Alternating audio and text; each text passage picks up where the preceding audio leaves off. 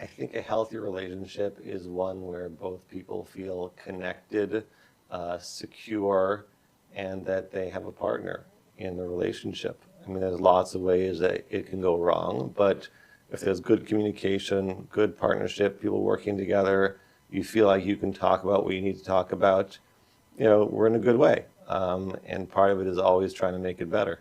A lot of people have this vision that once we get married or once we get into a relationship, that it's love ever after or whatever it might be that they show in Hollywood. And really, that's just when the work begins, and trying to build a relationship that lasts the life it's hard work, but it's worthwhile. Common challenges in relationships. Boy, there's a lot out there today. I think the thing that people come in most often asking for help with is communication. And when you're an adult and you get into a relationship, you already have a certain way of being and you are who you are. And that is obviously not the same as the other person. So now you have two different people who see the world differently, talk about things differently, understand meanings differently, and trying to get on the same page, trying to translate from one person to another is challenging. It's tough. And so that's a big deal, trying to get that dialed in, that people can talk to each other and get it, understand what's going on, feel connected. So that's a big one. And I think expectations, like we said, is also big. People sort of assume it's going to be lovey-dovey and easy, and there'll be intimacy that goes on for long term, and just all these ideas that we grow up with from our cultural narrative, which aren't really true. And so you think things will be easy and go smoothly, and then it never is. I mean, relationships just aren't that smooth. They're lovely and wonderful, but it takes work just like anything else in life that's worthwhile. So I think that brings a lot of people crashing down when it just wasn't the fantasy they were hoping for. I think it's important to recognize that expectations will have to change, but nobody comes into a relationship able to let go of all their expectations, because we don't even recognize what they are sometimes. There are some things that are so obvious to you that this is the way it should be, you don't even think about that. Right? There are things that we do in our culture, like when someone walks in the door, you shake hands, you say hello, you sit down, you face them, whatever it is, which in all other cultures is not the way to go, right? Eye contact, for example, in some cultures is impolite. So there are things we just don't even think about, but that's on a cultural level. On a personal level, you grew up in a family where we do X, and it would never occur to you that someone would do it differently. And that's where the friction happens. We come into a relationship and we say, okay, I understand that people are different, but you don't even understand how different people can be and how basic these differences can run. And so we don't even question those assumptions and expectations. And that's why communication is so important, because when I can talk about that, when I can access that and say, I was hoping this, when I ask for this, or when you make dinner, or when I go shopping, or whatever it is, what does that mean to me, and what does that mean to you? So that's why we get into these disputes about, money is a big one, finances are a big point of tension for people, because to some people, like, you're supposed to spend money because that's why you have it. And for other people, it's like, well, no, you save it because that's why you're saving it for later. And there's all kinds of ways those tensions come out, but often people don't even think to question their assumptions about that, and being able to interface around them is really important. If you're waiting to talk about things until they get big and bad, it's a problem, right? There should be conversations happening on an ongoing basis so that we're in touch with each other and we know what's flying in the other person's world. If the only time we talk is when I got a problem with you, it doesn't feel so good to talk. Right. So it's important to have an ongoing process of that. And even when there are big conversations, I tell people it's not going to be a one-off conversation. It's a series of conversations throughout the course of your relationship, where we keep in touch about the things that are important to us and things that are going to change. I mean, people change over time, and making sure that we're in touch about that. I think one of the key points is that we have to split these conversations in half, meaning one of us is going to talk and one of us is going to listen. I think a lot of times people try to both get their opinions across at the same time. Well, I think this, or you think that, right? And that's how it escalates. And I think we all recognize that dynamic where I just wanted to say something and somehow it became an argument or a fight. If you know that we're just going to listen to me for a little bit, and then we'll switch, and then we'll listen to you for a little bit, it goes a lot smoother, right? So one of us is going to listen while the other one speaks, and then we'll switch. And there's a whole process that I teach people how to do this, there's obviously more to it than just that, but I think that's an important place to start, is understanding that if we're just having a debate about whose opinion is right, that's not going to get us very far. But if you'll listen to me and I'll listen to you, then we can get somewhere. It's important to say things in an appropriate and loving way, but that doesn't mean that you have to agree with your partner all the time or like everything that they're doing.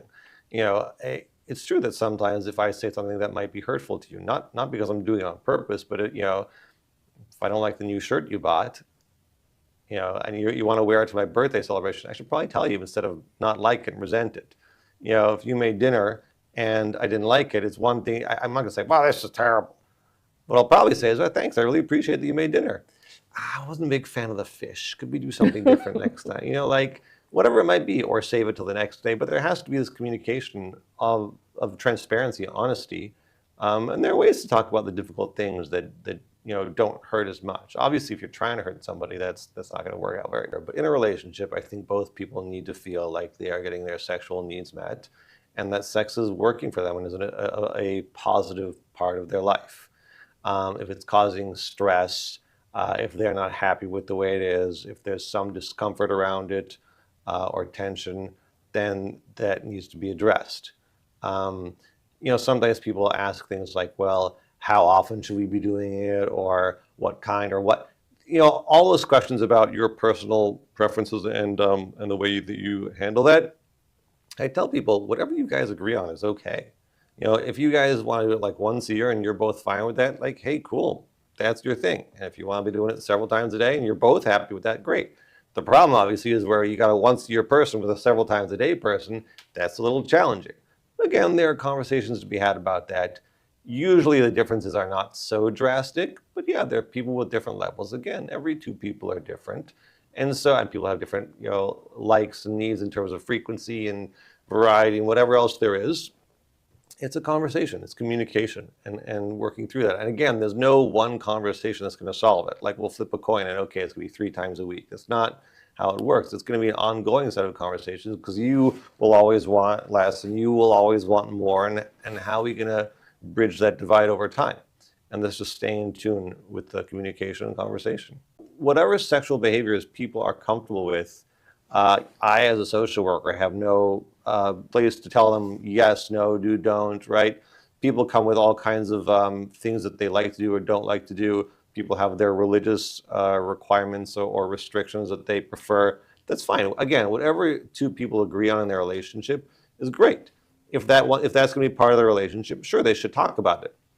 I think there is a problem if someone is pleasuring themselves, is masturbating in a way that is secretive or somehow outside the boundaries of their relationship, right? If someone is using pornography and doing that and their partner is not happy with that, again, that's a conversation. That doesn't mean that it for sure has to stop. It doesn't mean that it's for sure okay. It means let's talk about that. So if that is something that they want to incorporate into the sexual health of their relationship, great. But again, not unilaterally. It's got to be communication about that. Because when someone is in a relationship and it was great and it was fun and euphoric at the beginning, and then a year, 2, 5 years in, they're realizing this is not as exciting as it used to be. We don't go out as much. We're not having as much sex. It's just the excitement is gone. And that sort of translates into this, again, this media-fed line of, I love them, but I'm not in love with them. That's sort of how we describe it. But the fact of the matter is just if in love means these feelings of ecstasy and excitement and passion, then that's the norm, right? It's not a long-term sustainable feeling to be always excited and always thinking about them. When you first meet somebody and you're attracted to them and you're both young and excited, like you're always thinking about them, you always want to see them, you always want to jump into bed. It's very exciting. That's not sustainable. Nobody has long-term relationships that look like that. Maybe people think that that's how it's supposed to be because that's what we see in the movies. Mm-hmm. That is not how it goes.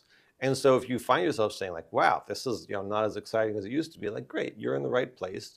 Now let's figure out how to build a relationship that is meaningful and long-lasting and deep and intimate rather than one that relies on excitement and passion.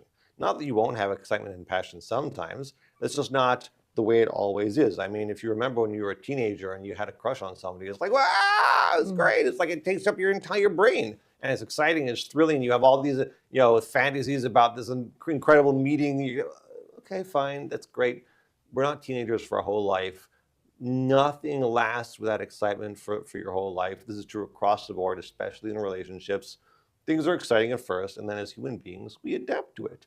And there are other benefits you can get from a relationship besides that feeling of excitement and ecstasy that drives us into it in the first place. Mhm. I think that it's important for people to recognize that it is going to take work, and that's not a problem, right? People sometimes think if it's not going well, if there's arguments, that something's wrong. No, the norm is that relationships take work. It takes work to find the right person, to stay with the right person. That's the norm. That's expected. That's okay. So if things are rough, don't give up. Make sure that you have some kind of process for making it better. I think that's what I try to give people is a process for fixing problems, not solutions, because I can only give finite solutions. But if you have a process to fix it yourself, you're in a good place. So make sure you have some way to deal with things. If there's no communication, there's no way to solve the issues in your relationship, yeah, get a book, find a professional, get working on that. Relationships can get better, even from the worst places, but it will take work. It's not going to happen by itself. Possibly the best gift you can give your children around holiday time or any time is a good marriage. Mhm. People often think that they have to focus on their kids and make sure the kids are okay. The number one priority should be the marriage because a good marriage will do the best for your kids better than anything else you can give them. If you feel like you can't be on your own, probably we need to figure out what's going on there to make sure that you feel good about yourself. Like your self-worth doesn't depend on you being in a relationship or having someone else to rely on. It's great, it's wonderful. Folks should get married and have long relationships that bring them joy. Um, but that doesn't mean that you're not okay if you don't have that.